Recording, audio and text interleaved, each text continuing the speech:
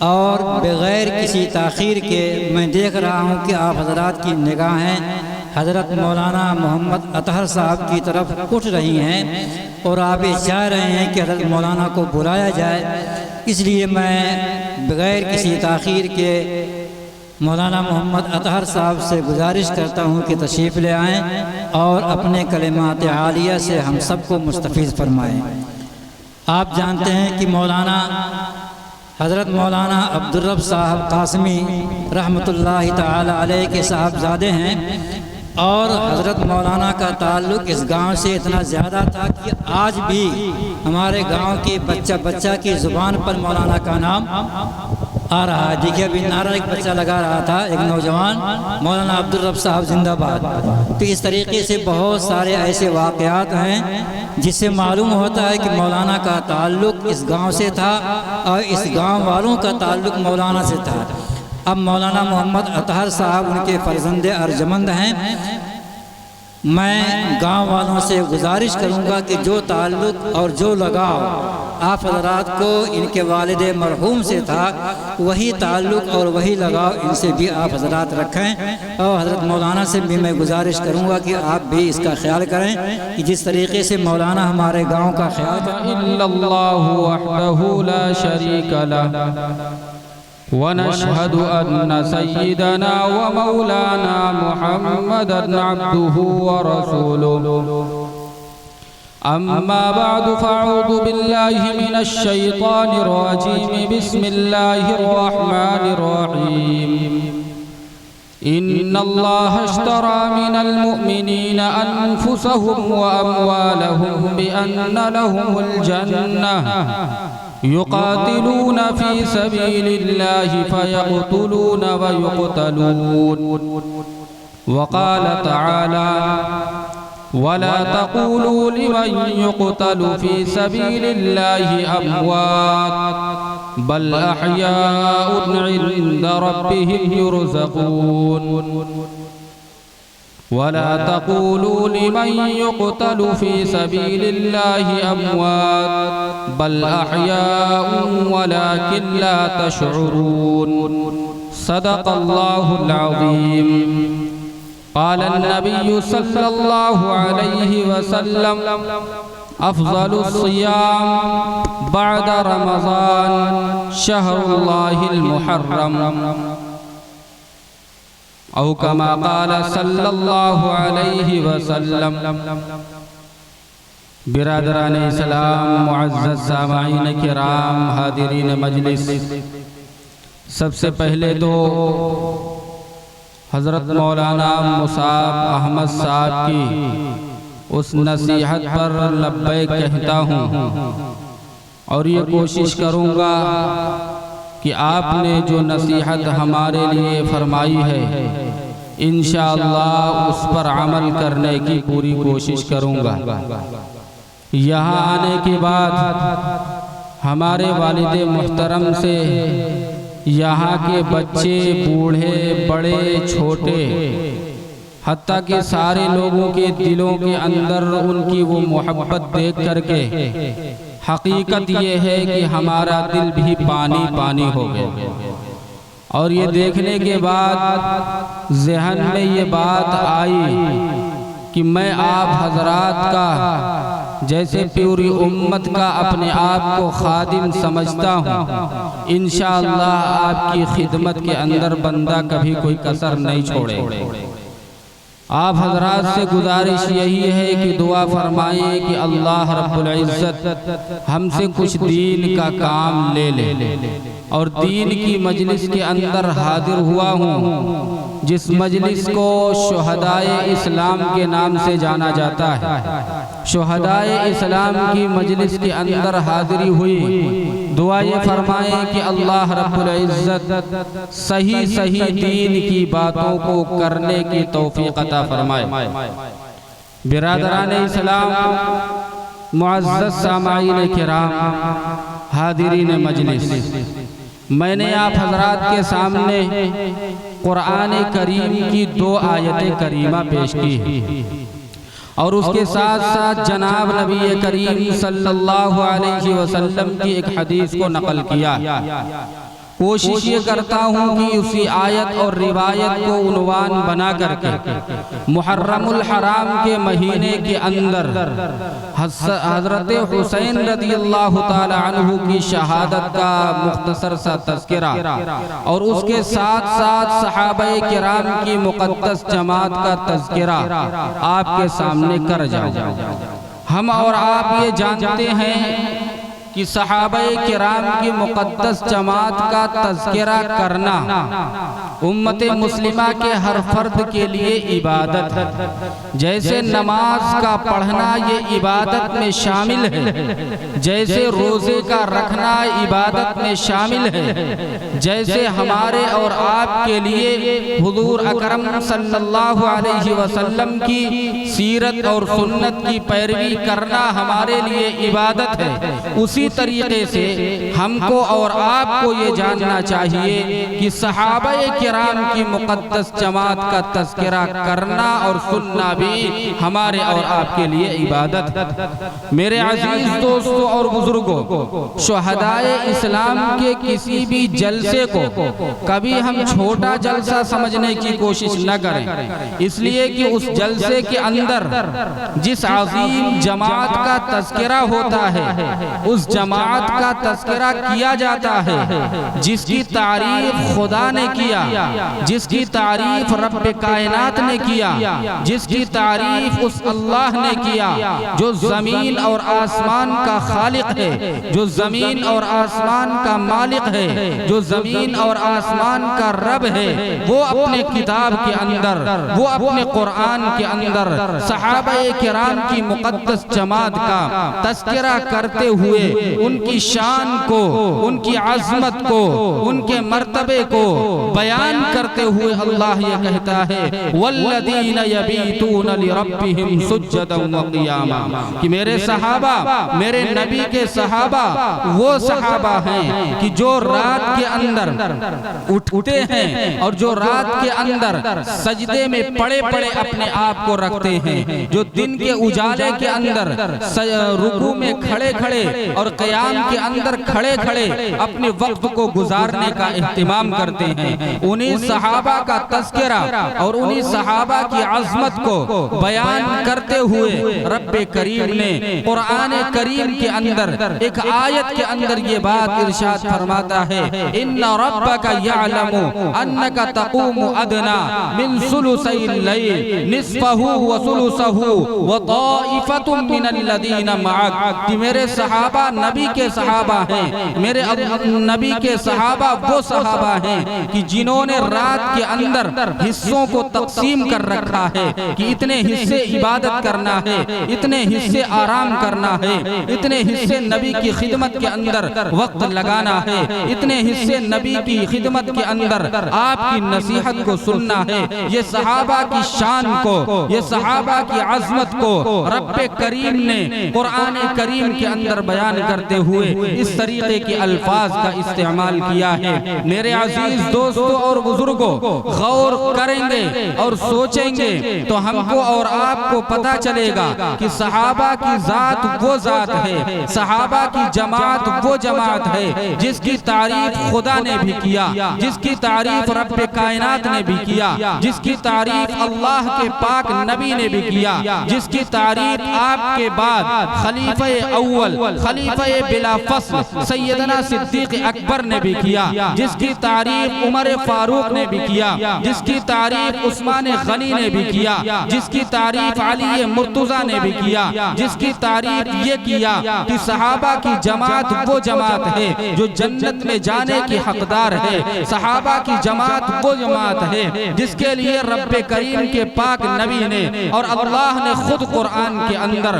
कुल्लु वअदल्लाहुल हुस्ना का वादा फरमाया और ये कहा कि सहाबा की जमात वो जमात है कि जिनके लिए लिए जन्नत की बशारत आकाए नामदार ताजदार मदीना जनाब मुहम्मदुर रसूलुल्लाह सल्लल्लाहु अलैहि वसल्लम ने इसी दुनिया के अंदर फरमा दिया।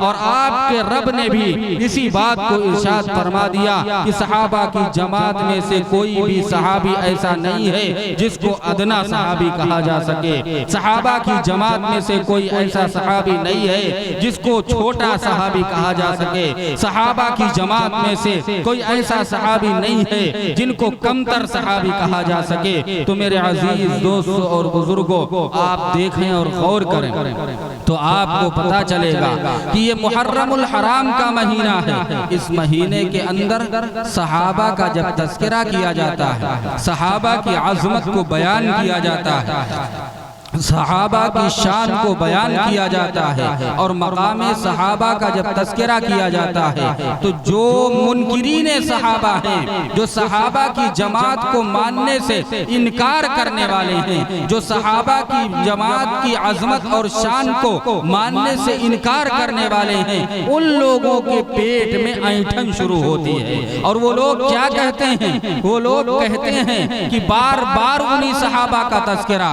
बार बार अली मुर्तज़ा का तज़किरा, बार बार सिद्दीक़ अकबर का तज़किरा, बार बार उमर फारूक का तज़किरा, बार बार उस्मान गनी का तज़किरा, इसके करने की क्या जरूरत है? इसलिए कि वो मुनकिरीन सहाबा हैं, इसलिए कि वो सहाबा की अज़मत को बर्दाश्त नहीं कर सकते, इसलिए कि वो सहाबा की शान को बर्दाश्त नहीं कर सकते। उनके ज़बान से वो कलिमात निकलते हैं, इस तरीके के अल्फाज निकलते हैं। मगर मैं उनसे ये पूछूं कि आप पानी पीते हैं, आपके बाप ने भी उसी पानी को पिया, आपके दादा ने भी उसी पानी को पिया, आपके घर वाले ने उसी पानी को पिया। और पानी को इस वास्ते पिया जाता है ताकि आपके बदन के अंदर इंशिराह पैदा हो जाए, ताकि आपके बदन के अंदर ताकत और कुव्वत पैदा हो जाए। मैं उम्मते मुस्लिमा से ये कहना चाहता हूँ कि जैसे पानी के पीने से इंसान के बदन के अंदर ताकत और कुव्वत आती है, उसी तरीके से सहाबाए किराम की मुक़द्दस जमात का तज़किरा करने से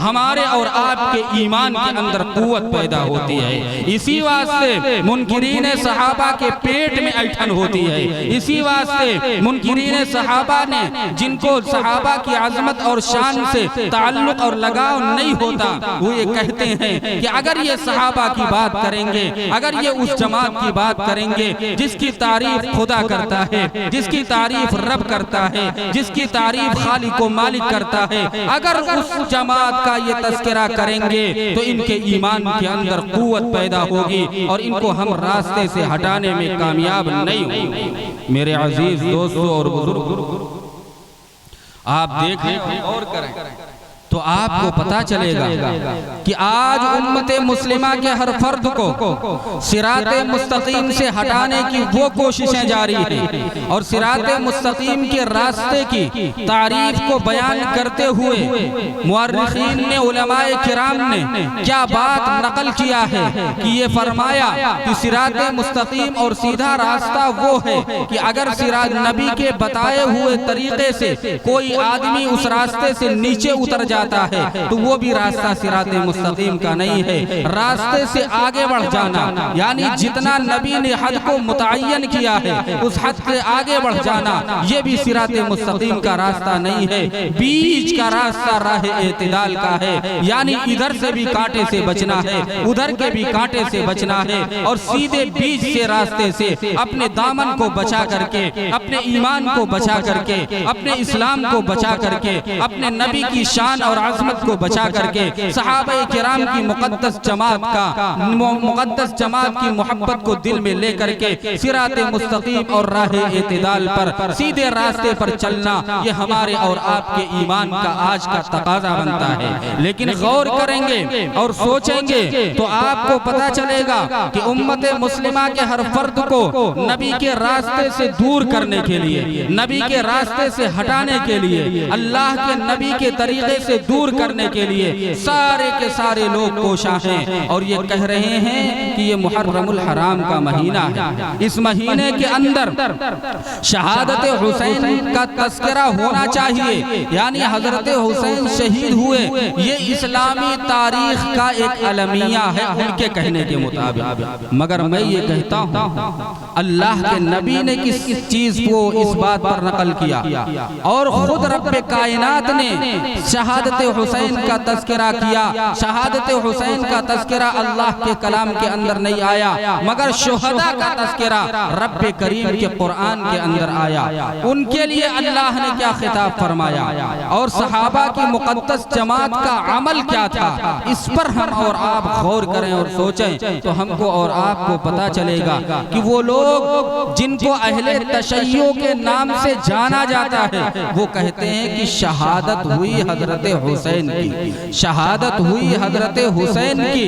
लेकिन हजरत हुसैन शहीद हुए तो ये इस्लामी तारीख का एक गम का महीना हो गया और एक ऐसा दिन हो गया जिसको स्याह दिन के नाम से जाना जाने लगा। मेरे अजीज दोस्तों और आप देखें और गौर करें, अभी हजरत मौलाना आपके सामने ये बयान कर रहे थे कि शहादत हुसैन की वजह से 10 मुहर्रमुल हराम यानी आशूरा के दिन की फजीलत नहीं है। शहादत हुसैन उसी दिन पेश आ गया।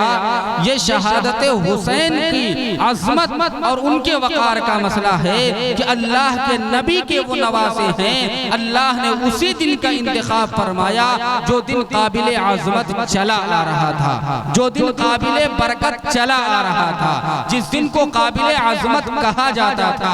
और आपकी उम्मत के अंदर सिर्फ नहीं बल्कि हजरत मूसा अला नबीना अलैहि सलातु वस्सलाम की उम्मत के अफराद यानी यहूद की जमात से जब ये पूछा जाता, जब ये कहा जाता कि आप आशूरा के दिन का रोजा क्यों रखते हैं, तो वो कहते कि इसी दिन हजरत मूसा अला नबीना अलैहि सलातु वस्सलाम जो अल्लाह के बरगुज़ीदा बंदे थे, जो अल्लाह के बरगुज़ीदा नबी थे, जो हमारे नबी थे, उन्होंने फिरऔन के लश्कर से आजादी पाई थी और दरिया के पार निकलने का काम इसी दिन के अंदर किया था। उसी दिन को हम अज़मत का दिन समझते हैं, उसी दिन को हम बरकत का दिन समझते हैं, लिहाजा उस दिन हम रोजा रखने का एहतिमाम करते हैं। और आप देखें और गौर करें तो आपको पता चलेगा कि सिर्फ हजरत मूसा अला नबीना अलैहि सलातु वस्सलाम का वाकया नहीं बल्कि तारीख की किताब को हम पलटेंगे तो हमको पता चलेगा कि इस्लामी तारीख के अंदर कई ऐसे अहम वाकयात जो 10वीं मुहर्रमुल हराम के मौके पर पेश आई।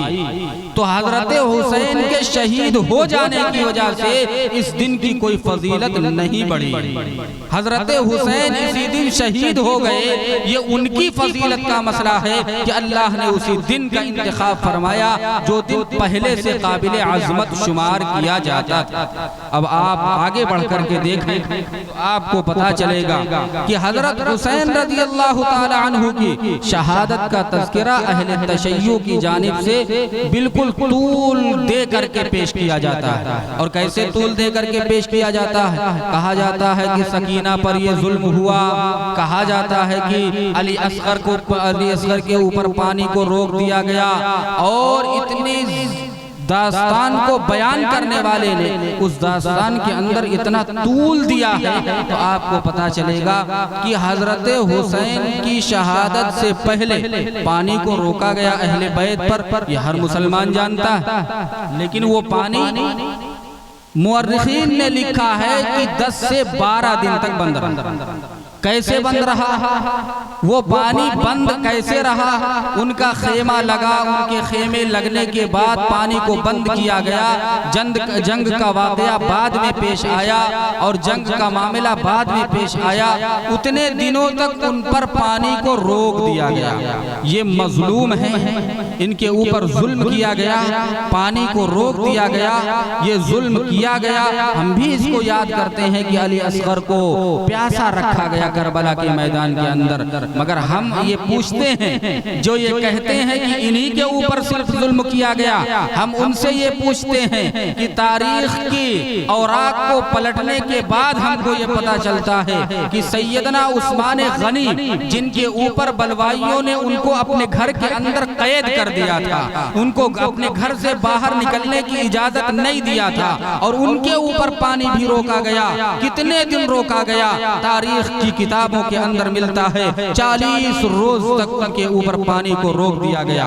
आप बताओ कि अगर अली असगर का तस्करा किया जाता है मुख्तसर से दिन के रोकने की वजह से, तो आप बताओ कि हजरत उस्मान की तस्करे को करना चाहिए या नहीं करना चाहिए, और उनके मामले को पेश करना चाहिए या नहीं करना चाहिए। इतना लंबा वक्फा उनके पानी के लिए था और इतना लंबा उनके लिए पानी को रोक दिया गया, उनका तस्करा क्यों नहीं किया जाता? मसला ये है कि ये सिर्फ 5 को मानते हैं जिनको पंजतन कहते हैं, 5 को मानते हैं जिनको पंजतन कहते हैं। लेकिन हम ये कहते हैं कि अल्लाह के नबी ने कहा कि अस्सहाबतु कुल्लुहुम अदूल, अस्सहाबतु कुल्लुहुम अहलुल जन्नह, सारे सहाबा आदिल हैं, सारे सहाबा जन्नती हैं। तो आप बताओ और गौर करो कि सारे सहाबा के लिए अल्लाह के नबी की ज़बान मुबारक से कलिमात निकलते हैं, तो उनका तज़किरा क्यों नहीं होना चाहिए? जो सैयदना सिद्दीक़ अकबर के बाद, अमीरुल मोमिनीन उमर इब्न खत्ताब के बाद जो खिलाफत के हकदार बनते हैं, उनका तज़किरा आखिर क्यों नहीं किया जाता? मेरे अजीज दोस्तों और बुजुर्गों, ये तारीख का अलमिया है, तारीख को मस्ख करने की कोशिश है, तारीख को मिटाने की कोशिश है, तारीख को खत्म करने की कोशिश है। अल्लाह रब्बुल इज्जत ने अहले सुन्नत वल जमात को इसीलिए दुनिया के अंदर और रूए जमीन पर पैदा किया है, ताकि जब जब मुनकिरीन सहाबा के खिलाफ अपने जबान को खोलें, सहाबा के खिलाफ अपने सर को उठाएं, तो उम्मत के वो शख्स जिनको उलमाए देवबंद के नाम से जाना जाता है, वो सर उठा करके और सहाबाए किराम की मुक़द्दस जमात की आबरू को बचाने की कोशिश में लग। मेरे अजीज दोस्तों और बुजुर्गों, आप देखें और गौर करें तो आपको पता चलेगा कि आज सहाबाए किराम की मुक़द्दस जमात का तज़किरा किया जाता है, मगर सहाबाए किराम की मुक़द्दस जमात में से जिसके लिए अल्लाह के नबी ने ये कहा था कि लौकाना बअदी नबियुल लकाना उमर, कि मेरे बाद अगर नबूवत का सिलसिला जारी होता, अगर मेरे बाद नबूवत का मामला जारी होता, तो उमर के अंदर अल्लाह ने वो सारी सलाहियत अता किया था कि अल्लाह उनको नबी बना देता। उस सहाबी का तज़किरा आखिर क्यों नहीं किया जाता? आप गौर करो और सोचो तो आपको पता चलेगा कि सैयदना सिद्दीक़ अकबर का तज़किरा आज के लोग गसब करने की कोशिश करते हैं और ये कहते हैं कि हजरत फातिमा के हक को इन्होंने दबाया था, हजरत फातिमा के हक को इन्होंने देने से इनकार किया था। और वो हक क्या बयान किया जाता है? वो एक बाग था 11 पेड़ों का, जिसको बाग़े फ़िदक के नाम से जाना जाता था। उस बाग को ये कहते हैं कि ये हजरत फातिमा का हक था, हजरत फातिमा के हक के देने को इनकार किया। किसने इनकार किया? सैयदना सिद्दीक़ अकबर ने इनकार किया। मगर गौर करो मुसलमानों, सैयदना सिद्दीक़ अकबर ने ये कहा था कि अगर आप हजरत सिद्दीक़ अकबर के माल को लेना चाहें, जब हजरत फातिमा ने खत लिख करके ये कहा कि मेरे बाप को मैंने ये देखा था कि उस बाग के खजूरों को अहले बैत के अंदर तकसीम किया करते थे, मेरे बाप को मैंने ये देखा था कि उस बाग के खजूर को लेकर के अपने घर आया करते थे, तो मुझे वो बाग मिलना चाहिए, मीरास उसके अंदर जारी होनी चाहिए। जब हजरत फातिमा का ये खत सैयदना सिद्दीक़ अकबर के हाथ में पड़ा, जब हजरत फातिमा का ये तहरीर हजरत सिद्दीक़ अकबर के हाथ में आई, तो हजरत सिद्दीक़ अकबर ने कहा, तुम नबी की आल हो, तुम नबी की औलाद हो, अगर तुम सिद्दीक़ अकबर के माल को चाहती हो तो मेरा पूरा माल तुम्हारी खिदमत के अंदर है और तुम्हारे पाँव के अंदर डालने के लिए तैयार हूँ। मगर तुम्हारे बाप का एक फरमान मुझे याद आता है, और ये फरमान था कि नबी जो होता है वो उम्मत के ऐसे शख्स का नाम होता है जो उम्मत का कायद होता है, जो उम्मत का रहबर होता है, जो उम्मत के अंदर लोगों को इख्तिलाफात से बचाता है। उसके माल के अंदर क्या होता है? उसके माल के अंदर मीरास जारी नहीं होती। ये किसका? नबी अकरम सल्लल्लाहु अलैहि वसल्लम का फरमान था। ये अल्लाह के नबी का फरमान था कि उसके माल के अंदर मीरास जारी नहीं होती। तो अहले तशय्यो जो कहते हैं कि सैयदना सिद्दीक़ अकबर ने हजरत फातिमा के हक को दबाया था, तो आप गौर करो और सोचो तो आपको पता चलेगा कि कैसे सैयदना सिद्दीक़ अकबर ने उनके हक को दबाया। और मैं कहता हूँ कि जिनको तुम कहते हो कि खलीफे बिला फसल, खलीफे बिला फसल जिनको तुम कहते हो, सैयदना सिद्दीक़ अकबर को किनारे करके, उमर इब्न खत्ताब को किनारे करके, उस्मान गनी को किनारे करके, अली मुर्तज़ा को तुम ये कहते हो कि ये खलीफे बिला फसल है, जबकि हकीकत ये है उलमाए देवबंद अहले सुन्नत वल जमात ये कहते हैं कि खलीफे बिला फसल जो है वो सैयदना सिद्दीक़ अकबर हैं। लेकिन मैं तुम्हारे कहने के मुताबिक ये कहता हूँ कि अगर तुम ये कहते हो कि खलीफे बिला फसल हैं, तो खलीफे बिला फसल का भी दौर आया, खलीफे बिला फसल का भी दौर आया, चाहे 3 मरतबे के बाद आया हो। तो हजरत अली ने क्यों उस बाग को हजरत फातिमा के हवाले नहीं कर दिया? आखिर उनका मामला तो उनके घराने का मामला था, उनका मामला सैयदना सिद्दीक़ अकबर जैसा नहीं था, उनका मामला उमर इब्न खत्ताब जैसा नहीं था, उनका मामला तो ऐसा था कि अहले बैत की जमात से उनका भी ताल्लुक था। वो उन्होंने उस बाग को क्यों नहीं दे दिया? लेकिन मेरे अजीज दोस्तों और बुजुर्गों, ये गौर करने का मकाम है, सोचने का मकाम है कि किसके ऊपर इल्जाम लगाते हैं? जिसको खलीफे बिला फसल सारे सहाबा की जमात ने माना, उसके ऊपर इल्जाम कौन लगाते हैं? अहले तशय्यो। ये कहते हैं कि ये खलीफे बिला फसल नहीं है, ये तो गासिब हैं, इन्होंने बाग़ फिदक को गस्ब किया था। और आपने ये सुना कि बाग़ फिदक नबी को मिला था, माले फै में मिला था, माले गनीमत में नहीं मिला, माले फै में मिला था। माले फै उसको कहा जाता है जो बगैर लड़ाई के, बगैर जिहाद के, बगैर क़िताल के माल दे करके सामने वाला लश्कर भाग जाए और कह दे कि मैं हथियार डालता हूँ, मैं आपसे लड़ाई करने के लिए तैयार नहीं हूँ, और अपने माल को उनके हवाले कर दे। वो माल जो मिलता है उसको माले फै कहा जाता है। ये बाग़ फिदक जो था ये माले फै था, माले गनीमत नहीं था। मेरे अजीज दोस्तों और बुजुर्ग, आप देखें और गौर करें कि अभी आपने अमीर मुआविया के तस्करे को सुना। अमीर मुआविया कातिबे वही थे, अमीर मुआविया सहाबी रसूल थे। अमीर मुआविया के लिए अल्लाह के नबी ने उस जगह का इंतखाब फरमाया था कि कुरान करीम को नकल करने के लिए, कुरान करीम की किताबत करने के लिए जिसका इंतखाब फरमाया, उनमें एक नाम हजरत अमीर मुआविया का भी आता है। और अमीर मुआविया के लिए अहले तशय्यो ऐसे ऐसे जुमलों का इस्तेमाल करते हैं कि पिदरे मुआविया मालूम नेस। हमने किसी शख्स ने मुझे आकर के बताया कि इस मर्तबा इस साल दोस्तपुर के अंदर ऐसा नौहा पढ़ा जा रहा है जिस नौहे के अंदर ये कहा जा रहा है कि पिदरे मुआविया मालूम नेस। हकीकत में ये लगता है कि जिसने इस नौहे को बनाया है वो उसी मजलिस की पैदाइश है जिस मजलिस के अंदर ये मामला किया जाता है कि लाइट को बंद करके वो मजलिस की जाती है, उसी मजलिस की पैदाइश है जिसने हजरत अमीर मुआविया की शान के अंदर गुस्ताखी करने का काम किया। मेरे अजीज दोस्तों और बुजुर्गों, आप गौर करो और सोचो, वो हजरत अमीर मुआविया जिन्होंने 28 हिजरी के अंदर बहरी बेड़ा उठा करके 27 हिजरी में निकल करके 28 हिजरी में वो फतह करके अफरंतिया को फतह किया, मल्दिया को फतह किया, इराक के इलाके को फतह किया।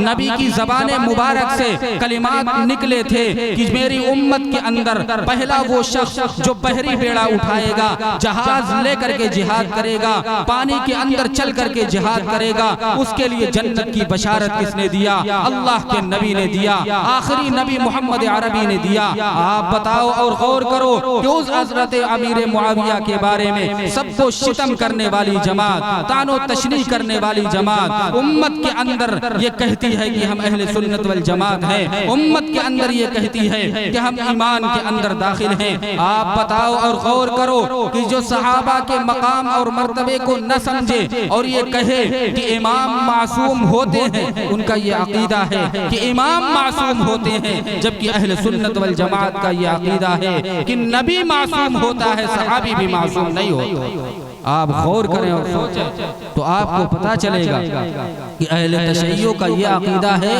कि इमाम मासूम है, जबकि अहले सुन्नत वल जमात का अकीदा है कि नबी मासूम है। और अहले सुन्नत वल जमात में सिर्फ उलमाए देवबंद का मसला नहीं है, बल्कि उलमाए बरेलवी भी इस पर इत्तेफाक करते हैं कि नबी मासूम होता है, सहाबी मासूम नहीं होता बल्कि नबी मासूम होता है। और सहाबी को मासूम मानने के लिए अहले सुन्नत वल जमात इसका इनकार करती है। और ये अहले तशय्युअ कहते हैं न तो सहाबी बल्कि उनके इमाम जो बनते हैं उसी इमाम को वो मासूम मान लेते हैं। बताओ कि उनके ईमान का क्या आलम, उनके इस्लाम का क्या आलम। वो ये कहते हैं कि इमाम ही मासूम होता है।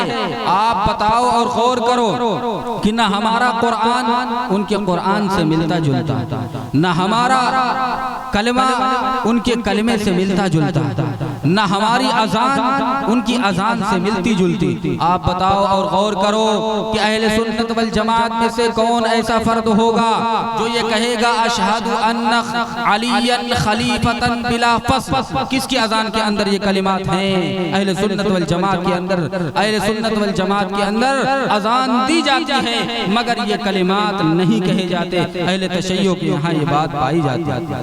आप बताओ और गौर करो कि वो अजान जिसको नबी अलैहिस्सलातु वस्सलाम ने अपने सामने हजरत बिलाल से दिलवाया और उसके अंदर अलीयन खलीफतन बिला फस्ल के अल्फाज को नहीं नकल किया, तो आप बताओ कि ये दीन के अंदर नई बात हुई, ये इस्लाम के अंदर नई बात हुई, ये अजान के अंदर नई बात हुई। जिसको नबी ने नहीं बताया उस रास्ते को न अपनाने वाला राह एतिदाल पर नहीं हो सकता, सीधे रास्ते पर नहीं हो सकता, सिराते मुस्तकीम पर नहीं हो सकता। हम उसी को सीधे रास्ते पर मानेंगे जो नबी के बताए हुए तरीके पर चलेगा, जो नबी के सहाबा के बताए हुए तरीके पर चलेगा, जो अल्लाह के नबी के सहाबी को अपनी मशाले राह बना करके जिंदगी गुजारे।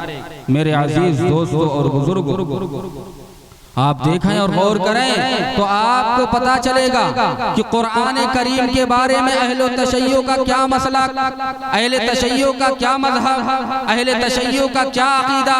कहते हैं कि कुरान भी 10 पारे गायब है, कुरान भी 10 पारे गायब है, जबकि कुरान खुद ये कहता है कि कुरान को लाने वाले हजरत जिब्राइल अमीन, ये कुरान को लाने वाले पहले वास्ता बने और जिब्राइल अमीन लेकर के नबी पर कुरान को उतरते हैं और नबी से कुरान उम्मत तक जो पहुंचा है ये दूसरा वास्ता है। तो कुरान करीम को लाने वाले जो पहले वास्ता है हजरत जिब्राइल बने और कुरान करीम को नबी से उम्मत तक लाने वाले ये दूसरे वास्ता नबी अलैहिस्सलातु वस्सलाम बने। तो मेरे अजीज दोस्तों और बुजुर्गों, नबी की जात के अंदर जब कुरान उनके सीने पर उतर गया तो उस नबी के सीने पर उतर जाने के बाद कुरान करीम उम्मत तक कैसे पहुंचा, इस पर जब हम गौर करेंगे तो आपको सहाबा की जमात का तज़किरा करना पड़ेगा और ये कहना पड़ेगा कि जैसे कुरान ने ये कहा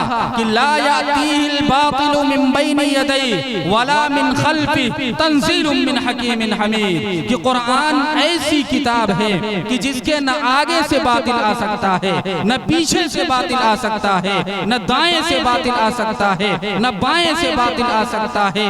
हजरत जिब्राइल वो है कि जिनके किसी तरफ से बातिल नहीं आ सकता। जैसे पहले वास्ते से कुरान को छीन करके निकाल करके कोई शख्स नहीं ले जा सकता, उसी तरीके से दूसरे वास्ते सहाबा की मुक़द्दस जमात से भी कुरान के अल्फाज को निकाल करके कोई शख्स लेकर के नहीं जा सकता।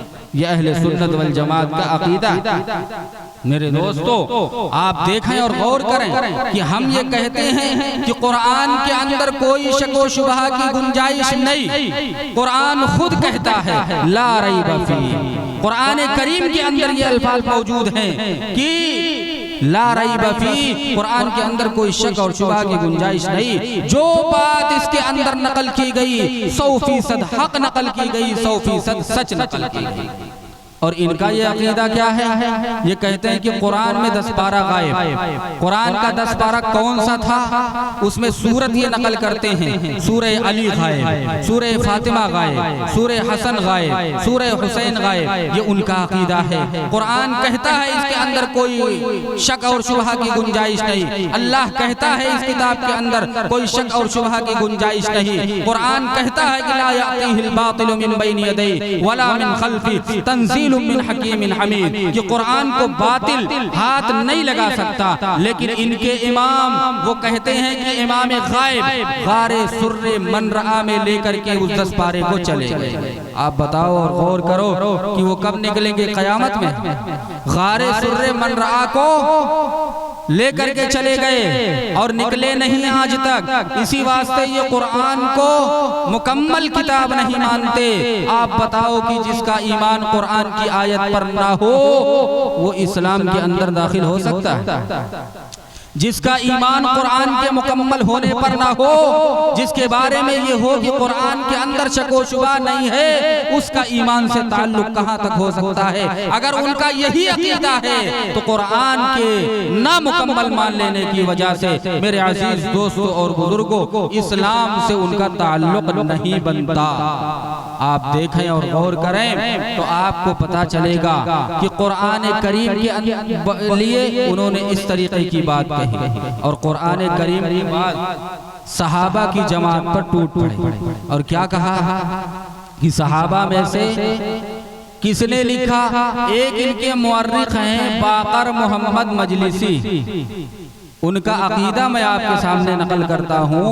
उन्होंने अपनी तारीख की किताब के अंदर ये लिखा कि अम्मार इब्ने यासिर के अलावा सारे के सारे सहाबा ईमान से निकल गए। आप बताओ, जिस शख्स का ये ईमान हो, जिस शख्स का ये अकीदा हो कि सारे सहाबा के बारे में ये कहता हो कि इर्तद्द सहाबतु कुल्लुहुम इल्ला सलास, कि 3 सहाबी के अलावा कोई जमात सहाबी में से कोई आदमी इस्लाम में नहीं था, सब के सब मुर्तद हो गए। ये कौन कहता है? बाकर मोहम्मद मजलिसी ये कहते हैं। और दूसरी रिवायत के अंदर कहते हैं कि सारे सहाबा सिर्फ अम्मार इब्ने यासिर थे कि जो ईमान के अंदर थे, इस्लाम के अंदर थे, उनके अलावा सब के सब मुर्तद हो गए। बताओ कि सहाबा के बारे में जिसका ये अकीदा हो, उसके इस्लाम का, उसके ईमान का क्या आलम हो? फैसला आपके हाथ। मेरे दोस्तों, आप गौर करें तो आपको पता चलेगा कुरान भी हमारा इनके कुरान की तरीके से नहीं।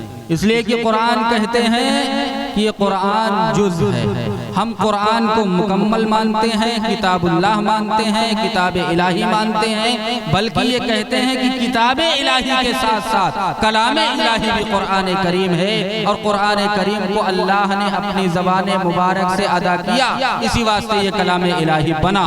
हम ये हमारा ये अकीदा है, उनका ये अकीदा है कि कुरान जुज़ है, कुरान जुज़ है। और इसी वास्ते कुरान के ऊपर एक लिहाफ लगता है, कुरान के ऊपर एक कवर लगता है, जिसको अहले सुन्नत वल जमात के लोग भी कहते हैं जुज़दान। जबकि हकीकत में ये लफ्ज हमको नहीं अदा करना चाहिए, हकीकत में ये लफ्ज हमको नहीं अदा करना चाहिए। ये उन्हीं की देन है कि उन्होंने उस लफ्ज को इतना कहा, इतना कहा, इतना बताया कि आज अहले सुन्नत वल जमात का मानने वाला भी कहता है कि ये कुरान का जुज़दान है। जबकि मौलाना इरशाद साहब जो मुनाजिर इस्लाम हुआ करते थे, फैजाबाद के रहने वाले, मेरे वालिद मुहतरम ने उनका तज़किरा करते हुए फरमाया कि उन्होंने कहा था कि अगर तुम्हें मुनाजिर बनना है, अगर तुम्हें मुकर्रिर बनना है तो मेरे पैर को दबाओ, तुम मुनाजिर भी बनोगे, तुम मुकर्रिर भी बनोगे, तुम खतीब भी बनोगे।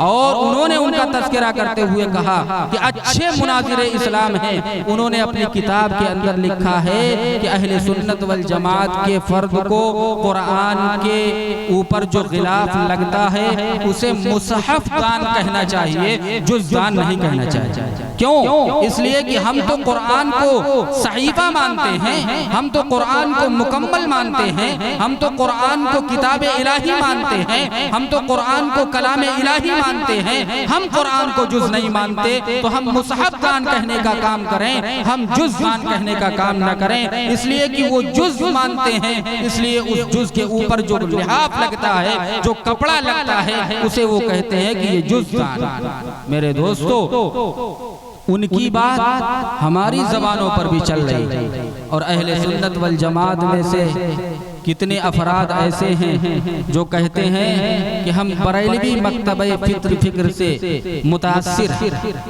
और हम बरेलवी कहे जाते हैं। लेकिन मेरे अजीज दोस्तों और बुजुर्गों, जैसे इस लफ्ज का असर हमारे और आपके ऊपर पड़ा और हमने अपनी जबान से ये लफ्ज निकालना शुरू कर दिया, वैसे ही उनकी मजलिसों का असर अहले सुन्नत वल जमात पर यह पड़ गया कि आज गांव-गांव के अंदर, इलाके के अंदर, करिया के अंदर, चप्पे के अंदर ये मामला पेश आ गया कि लोग ताजिया बना करके, तुरबत बना करके गलियों और कूचों के अंदर घुमा रहे। ये काम किसका था? ये काम मसलके बरेलवी का नहीं था, ये काम अहले सुन्नत वल जमात का नहीं था, ये काम अहले हदीस का नहीं था, ये काम उलमाए देवबंद का नहीं था, ये काम तो अहले तशय्यो का था। शिया हजरात इस काम को किया करते थे। मगर आज हमारे और आपके अंदर इल्म की कमी पाई जाती है, इस्लाम के मामलात के जानकारी की कमी पाई जाती है। इस्लामी मामलात के न जानने की वजह से हम ये समझते हैं कि ये भी दीन का एक हिस्सा है,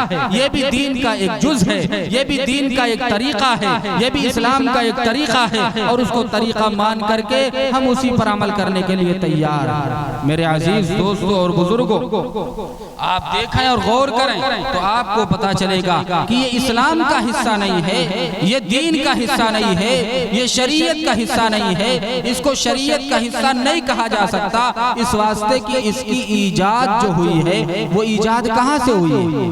वो ईजाद ईरान से हुई, और ईरान से हिंदुस्तान के अंदर कब आया? उसकी तारीख को जब आप पढ़ेंगे तो तैमूर लंग एक था जो लंगड़ा बादशाह था, उसने अपनी जिंदगी के अंदर, इसलिए कि वो शहादत हुसैन को याद करता था और वो शहादत हुसैन के तज़किरे को करता था। एक मर्तबा वो बीमार पड़ा, उस बीमारी के आलम में वो करबला न जा सका, फातिहा पढ़ने न जा सका, तो उसके जानने वाले, उसके मानने वालों ने एक तुरबत को बना करके पेश कर दिया और कहा कि यही फातिहा पढ़ लो। तब से लेकर के आज तक उस तुरबत को बनाने वाले इस हिंदुस्तान के अंदर भी पाए जाए। इससे पहले हिंदुस्तान के अंदर ये चीज नहीं थी। मेरे अजीज दोस्तों और बुजुर्गों, मैं जल्दी इस बात को इस वास्ते नकल करता हूँ कि शुहदाए इस्लाम के अंदर अहले तशय्यो का तज़किरा ना हो, उनके अकीदे को न बयान किया जाए तो बात मुकम्मल नहीं होती। इसलिए बात मुकम्मल नहीं होती वो लोग ऐसे हैं कि सहाबा की जमात में से सिर्फ हजरत हुसैन का तज़किरा करते हैं। आप गौर करें और सोचें तो आपको पता चलेगा कि हजरत हुसैन शहीद हुए, हम भी तस्लीम करते हैं कि हजरत हुसैन नवासे रसूल हैं, हजरत हुसैन शहजादे बतूल हैं, हजरत हुसैन से अल्लाह के नबी ने मोहब्बत किया, वो शहीद हुए हैं। उनकी शहादत को हम आज़मत समझते हैं, नेमत समझते हैं, हम उनकी शहादत को मुसीबत नहीं समझते। ये अहले सुन्नत वल जमात का अकीदा है। अहले सुन्नत वल जमात का अकीदा क्या है कि शहादत ये अजीम नेमत है, शहादत को अजीम नेमत समझा जाए, इसको मुसीबत न समझा जाए। एक कम पढ़ा लिखा आदमी, आप देखें कि हमारे घर के अंदर किसी का इंतकाल हो जाए, मसलन हमारे बाप का इंतकाल हो जाए, हमारे दादा का इंतकाल हो जाए, हमारे भाई का इंतकाल हो जाए, और कोई आदमी ये आकर के कहे कि बगल में बैठ करके जोर जोर से रोने का काम करे, जोर जोर से नौहा करने का काम करे, तो हमारे समाज का कम पढ़ा लिखा आदमी होगा, वो भी उठ करके जाएगा कि ये रोना मना है, ये रोना मना है, नौहा करना मना है। और इस तरीके के अल्फाज का निकालना मना है। ये कम पढ़ा लिखा आदमी कहता है। तो आप बताओ और गौर करो कि शहादत हुसैन का वाकया कब पेश आया, तब से लेकर के आज तक जो उनके ऊपर नवाहा किया जाता है, जो उनके ऊपर रोने का काम किया जाता है, जो उनके ऊपर पढ़ने का काम किया जाता है, जो उनकी तुरबत को घुमाने का काम किया जाता है, और ये कहा जाता है, कहीं उसका तस्करा ये किया जाता है कि नबी की कब्र अतहर को लेकर के चलते हैं, और कभी उनका तस्करा ये किया जाता है कि शहादत हुसैन के वाक़े को अपने नजर के अंदर रख करके उस तुरबत को घुमाने का हम काम करते हैं। तो आप बताओ और गौर करो कि ये कहां तक दुरुस्त होगा, जब हमारे घर के किसी फर्द पर रोना दुरुस्त नहीं, जब हमारे घर के किसी फर्द पर नौहा करना दुरुस्त नहीं, जब हमारे किसी घर के किसी शख्स पर नौहा करने की गुंजाइश शरीयत और इस्लाम के अंदर नहीं पाई जाती, तो हजरत हुसैन के ऊपर नौहा करने की गुंजाइश शरीयत कहाँ मिलेगी? शरीयत के अंदर इसका तस्करा कहाँ से मिलेगा? मेरे अजीज दोस्तों और बुजुर्गों, इससे ये पता चला कि ये मनगढ़ंत चीज है, ये मनगढ़ंत बात है, ये उनका एक तरीका है, ये उनका एक तरीक़ाकार है, उसी को वो अपनाने का काम करते हैं। मेरे अजीज दोस्तों और बुजुर्गों, और हम ये कहते हैं कि आप शहादत हुसैन का तस्करा करते हैं, बिल्कुल करिए, करना भी चाहिए, लेकिन शहादत हुसैन से पहले उस्मान गनी का भी तस्करा कर लिया जाए, शहादत हुसैन से पहले अली मुर्तज़ा का भी तस्करा कर लिया जाए, शहादत हुसैन से पहले उमर इब्न खत्ताब का भी तस्करा कर लिया जाए, शहादत हुसैन से पहले हजरत सिद्दीक अकबर का भी तस्करा कर लिया जाए। क्या हजरत अली को जुल्मन कत्ल नहीं किया गया? क्या हजरत अली ने जब अपना दारुल खिलाफा मदीनतुल मुनव्वरा को छोड़ करके कूफा को दारुल खिलाफा बनाया, कूफियों ने गद्दारी करके ये कहा कि आप हमारे पास आ जाइए, दीन की रहनुमाई कर दीजिए, दीन के अंदर हमारी सही और सीधे रास्ते की तरफ रहनुमाई कर दीजिए, तो उन्होंने उनके दगे के अंदर, उनके धोखे के अंदर, कूफियों के धोखे के अंदर आकर के हजरत अली ने भी मदीनतुल मुनव्वरा को दारुल खिलाफत हटा करके कूफा को दारुल खिलाफा बनाया।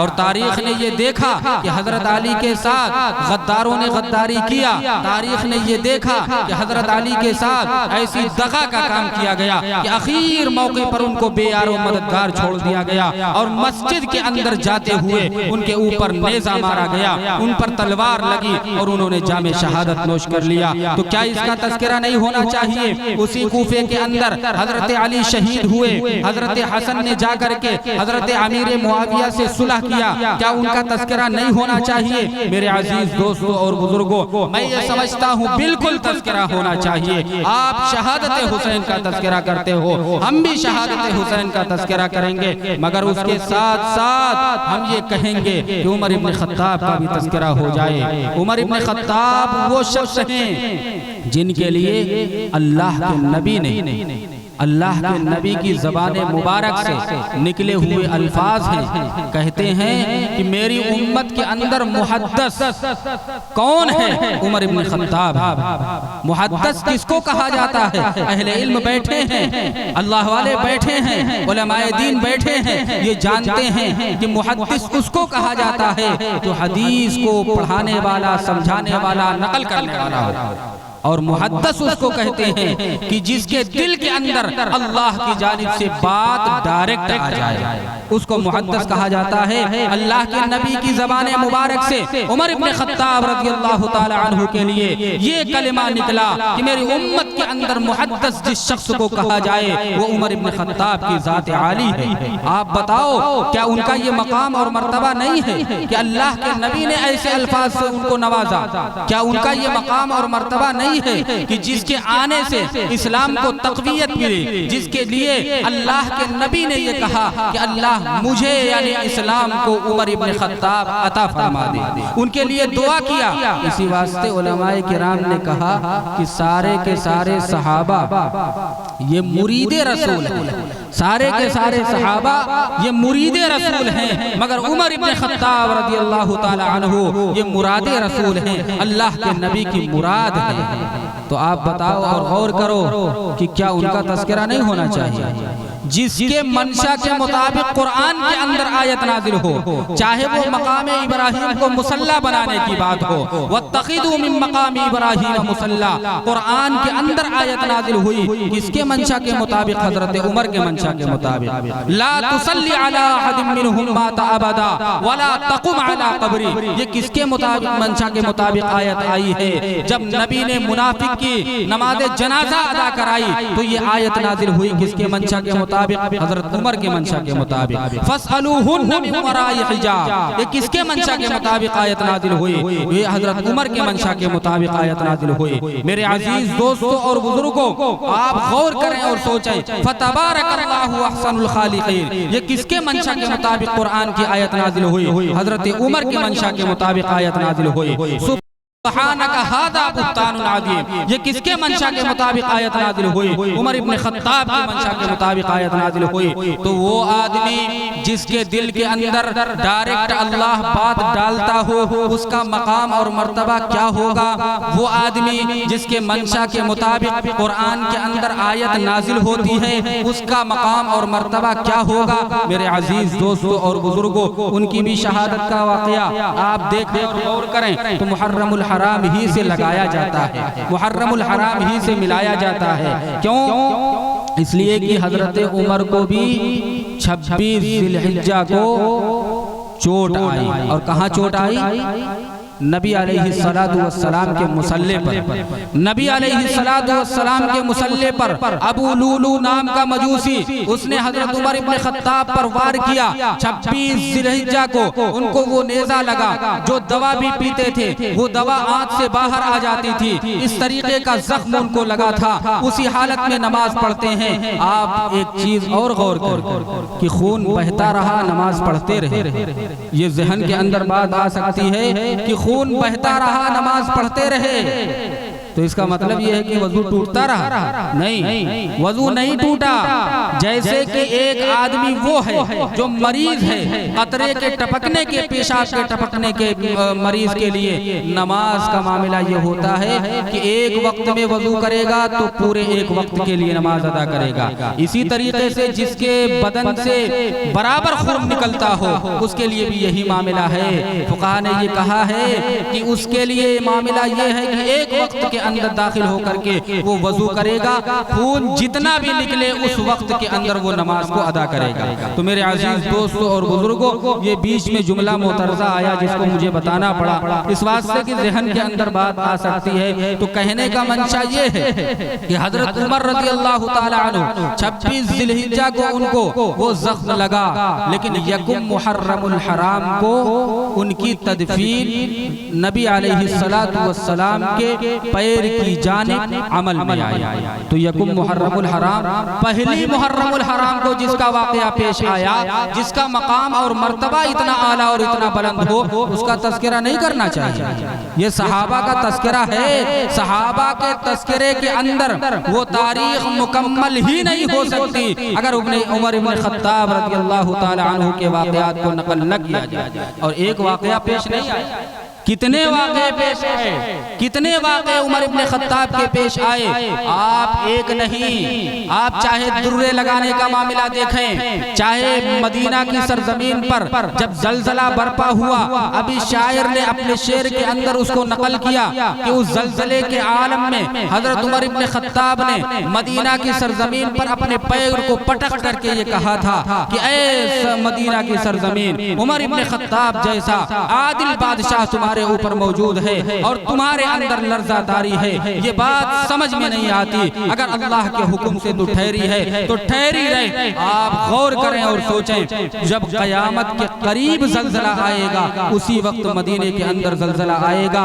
उमर इब्न खत्ताब के दौर से लेकर के आज तक तारीख के बयान करने वालों ने बयान किया है कि आज तक मदीने की सरजमीन पर कोई जलजला नहीं आया। वो उमर इब्न खत्ताब जिन्होंने दरिया के हवाले अपने खत को पेश किया। वो दरिया जो रुक गया था, उस दरिया को चलने पर मजबूर होना पड़ा। वो उमर इब्न खत्ताब जो नबी अलैहिस्सलातु वस्सलाम के लिए तक़वियत बनते हैं, क़ुव्वत बनते हैं, इस्लाम की क़ुव्वत बनते हैं, उनका तज़किरा न किया जाए तो मेरे अजीज दोस्तों और बुजुर्गों, मैदान करबला की तारीख मुकम्मल नहीं होती। और किस्सा मुख्तसर, एक बात आखिर में, मैं मदीने से और मक्के से जब हजरत हुसैन रज़ी अल्लाह ताला अन्हु का काफिला कूफे की तरफ रवाना हुआ तो उससे पहले मदीने का क्या गवर्नर का नाम वलीद बिन उतबा बिन अबी सुफियान, उसके पास यजीद का खत आया और उसने यजीद के खत पर यह कहा कि हजरत हुसैन को बैत दिलाया जाए। हजरत हुसैन ने उस बैत से इनकार किया और मक्का चले गए। मक्के से कूफे का सफर हुआ। किस्सा मुख्तसर मैं ये कहना चाहता हूँ कि जब वो कूफे के अंदर चले गए और शहादत का वाक़या पेश आया तो उस शहादत के वाक़े को नकल करने वाला कौन? शहादत के वाक़े को नकल करने वाला कौन है? तारीख की किताबों के अंदर आता है कि एक शख्स है जिसका नाम है अबू मुखन्नफ लूत बिन यहया। ये कौन है? अबू मुखन्नफ लूत बिन यहया। इसने सबसे पहले एक किताब लिखी जिसका नाम मक़तल हुसैन। उस मक़तल हुसैन के अंदर हजरत हुसैन के साथ जो वाक़या, जो माजरा पेश आया, उसको उसने नकल किया और उसके बाद 170 के अंदर वो चला गया, उसकी वफात हो गई। और उसके बाद 224 के आखिर में, 225 के शुरू में एक साहब उठे। कौन है? जिनका नाम मोहम्मद बिन जरीर तबरी।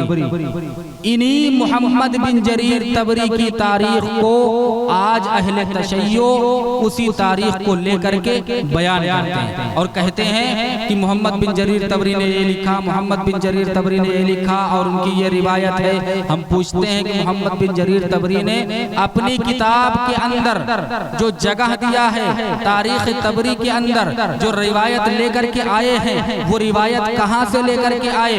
वो रिवायत की अगर आप हकीकत तलाश करेंगे तो उसी मक़तल हुसैन की रिवायत को इन्होंने अपनी किताब के अंदर जगह दे दिया, इन्होंने अपनी किताब के अंदर नकल कर दिया। मेरे अजीज दोस्तों और बुजुर्गों, उस किताब के अंदर इन्होंने नकल किया किसकी रिवायत को? अबू मुखन्नफ लूत बिन यहया की रिवायत को नकल किया। अबू मुखन्नफ लूत बिन यहया कौन है? इनके लिए बुखारी शरीफ की शरह लिखने वाले हाफिज इब्ने हजर अस्क़लानी रहमतुल्लाह अलैह क्या कहते हैं? कहते हैं कि अबू मुखन्नफ लूत बिन यहया ऐसा शख्स है कि उसकी तारीख पर और उसके रिवायत पर भरोसा और एतमाद नहीं किया जा सकता। और इतना ही नहीं, अबू हातिम ने इसके बारे में क्या लिखा और कहा? अबू हातिम ने लिखा कि अबू मुखन्नफ वो शख्स है कि इसकी रिवायत मतरूक है, इसकी रिवायत को तर्क करना लाजिम है। इब्ने अदी ने क्या लिखा? इब्ने अदी ने इसके बारे में ये लिखा, ये तो जला भुना आग लगाने वाला शिया। किसके बारे में? अबू मुखन्नफ लूत बिन यहया के बारे में। तो आप बताओ कि वो शिया, उसकी रिवायत को तारीख तबरी के अंदर नकल किया गया।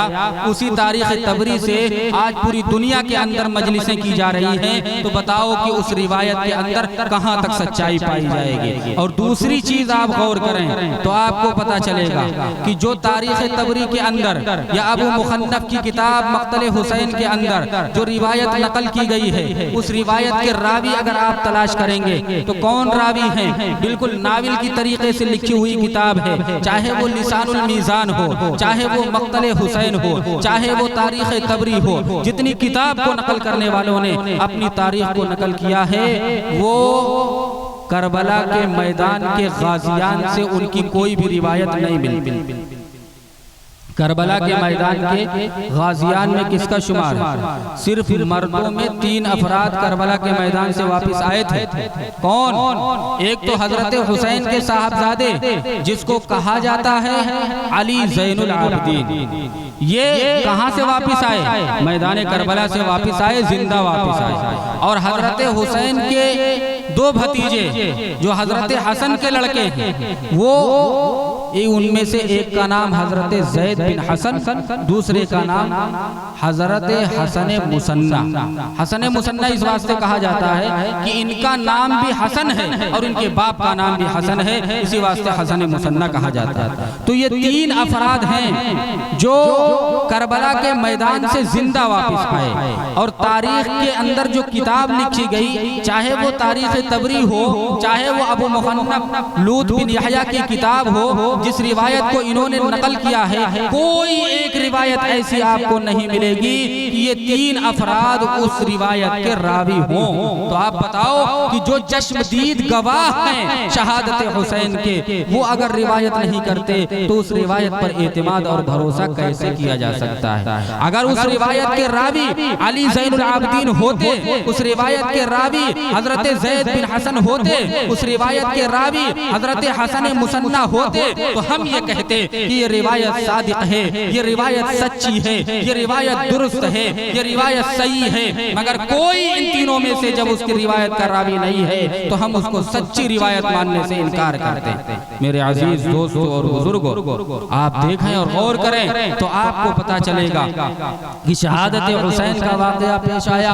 आसानी के साथ ये बात कह दी जाती है कि शहादत हुसैन का तज़किरा होना चाहिए। शहादत हुसैन के अंदर ऐसे ऐसे माजरात पेश आए, उनके घोड़े पर हमला किया गया, उनको इस तरीके से घसीटा गया, उनके ऊपर घोड़ों को दौड़ा दिया गया। ये सारी चीजें ऐसी हैं जैसे नाविल निगार ने नाविल लिखी हो और उसके अंदर बात को तूल देने के लिए, उसके अंदर बात को लंबी चौड़ी करने के लिए नाविल निगार नाविल को लिखते हैं। इसी तरीके से ये मामला भी पेश आया, जबकि अहले सुन्नत वल जमात के मुअर्रिखीन ने लिखा कि सिर्फ दोपहर के कैलूला कर लेने के जितना वक्त होता है, उसी कैलूला के औकात के बराबर का वक्त था, उसमें शहादत हुसैन का वाक़या पेश आ गया था। तो आप बताओ, इतनी लंबी लंबी दास्तानें बयान की जाती हैं, 10-10 दिन उसके लिए मजलिसें की जाती हैं। तो आप बताओ कि जब इतने मुख्तसर से वक्त में ये वाक़या पेश आया तो इतनी लंबी बात ले आने के लिए तो आपको मनगढ़ंत बात करनी ही पड़ेगी, मनगढ़ंत बात बतानी ही पड़ेगी, मनगढ़ंत बात दिखानी ही पड़ेगी। मेरे अजीज दोस्तों और बुजुर्गों, ये मनगढ़ंत रिवायात से हमको और आपको इज्तिनाब करना चाहिए, हमको और आपको बचना चाहिए और गौर करना चाहिए कि आप कहते हैं शहादत हुसैन का तज़किरा होगा। शहादत हुसैन से पहले उसी मैदान करबला के अंदर हजरत अली के और साहबजादे शहीद हुए, उनका तज़किरा क्यों नहीं होता? हजरत उमर तो ठीक है, दूर पहले हो गया ये मामला, और हजरत उमर से बाद उसी मैदान करबला के अंदर हजरत हुसैन से पहले 8 अफराद ने जामे शहादत नोश किया है, और हजरत हुसैन के बाद हजरत हुसैन से पहले 8 अफराद ने जामे शहादत नोश किया, और हजरत हुसैन के बाद टोटल अहले बैत के जो अफराद शहीद हुए तकरीबन 18 अफराद शहीद हुए। उनका तज़किरा क्यों नहीं किया जाता? क्या वो अहले बैत के नहीं थे? क्या हजरत हुसैन की औलाद, हजरत अली की औलाद में वो नहीं थे? हजरत अली की औलाद में से कौन कौन लोग शहीद हुए? करबला के मैदान के जब शुहदा का तज़किरा होगा तो मुहम्मदुल औसत के नाम को याद किया जाएगा, इस वास्ते कि ये मैदान करबला के सबसे पहले शहीद का नाम आप गौर करेंगे, तारीख की किताब को पढ़ेंगे तो आपको पता चलेगा कि मैदान करबला के सबसे पहले शहीद का नाम मुहम्मदुल औसत है। मैदान करबला के दूसरे शहीद का नाम मुहम्मदुल औसत के बाद अबू बकर इब्ने अली है, और मैदान करबला के तीसरे शहीद का नाम उमर इब्ने अली है। मैदान करबला के चौथे शहीद का नाम उस्मान इब्ने अली है। मैदान करबला के 5वें शहीद का नाम अब्बास इब्ने अली है। मैदान करबला के 6ठे शहीद का नाम जाफर इब्ने अली है। मैदान करबला के 7वें शहीद का नाम उबैदुल्लाह इब्ने अली है। मैदान करबला के 8वें शहीद का नाम अब्दुल्लाह इब्ने अली है। तो आप बताओ, 3-8 अफराद ने हजरत हुसैन से पहले उसी मैदान करबला के अंदर जामे शहादत को नोश किया, तो उनका तज़किरा क्यों नहीं किया जाता? उनकी बात क्यों नहीं की जाती? हजरत अली की औलाद है, हजरत अली की औलाद होने के बावजूद उनका तज़किरा अगर बालाए ताक रखा जाता है तो मैं ये समझता हूँ कि 9 नवंबर पर इमाम आली मकाम हजरत हुसैन की शहादत का वाक़या पेश आया। पहले इन 8 अफराद का तज़किरा करो, पहले उमर इब्न खत्ताब का तज़किरा करो, पहले उस्मान गनी का तज़किरा करो, और उसके बाद हजरत हुसैन का तज़किरा करो। हजरत हुसैन का जो वाक़या पेश आया इन 8 अफराद के बाद पेश आया। हजरत हुसैन का जो वाक़या पेश आया, उमर इब्न इब्न खत्ताब के ज़माने के बाद पेश आया। हज़रत हुसैन का जो वाक़या पेश आया यकुम मुहर्रमुल हराम को नहीं पेश आया बल्कि 10 मुहर्रमुल हराम को पेश आया। तो पहले मुहर्रम को जिसकी तदफीन अमल में आई है, जिसको अल्लाह के नबी ने इस्लाम के लिए मांगा है, वो शख्सियत जिस शख्सियत के लिए उमर इब्न खत्ताब कहा जाता है, उसका तज़किरा भी करना चाहिए। अगर ये तज़किरा नहीं होता तो हम ये कहते हैं कि उमर इब्न खत्ताब की तारीख को मस्ख करने की कोशिश की जाती है, सहाबा की मुक़द्दस जमात की तारीख को दूर करने की कोशिश की जाती है। अल्लाह हम सबको सहाबाए किराम से सच्ची मोहब्बत करने की तौफीक अता फरमाए, अहले बैत से सच्ची मोहब्बत करने की तौफीक अता फरमाए। अभी वो वाक़या नहीं नकल किया जा सका जो मदीना से लेकर के कूफा तक पेश आया। आइंदा इंशाअल्लाह वो वाक़यात आएंगे। वक्त ज़्यादा हो रहा है, आपके चेहरे पर गुनूदगी देखने को मिल रही है और लोग मुंतज़िर हैं कि बयान ख़त्म हो। इंशाअल्लाह आइंदा आपकी खिदमत में हाज़िरी होगी। दुआ ये फरमाएं कि अल्लाह रब्बुल इज़्ज़त अहले बैत से सच्ची मोहब्बत हमको नसीब फरमाए, सहाबा के तज़किरा करने की तौफीक अता फरमाए। व आखिरु दअवाना अनिल हम्दुलिल्लाहि रब्बिल आलमीन।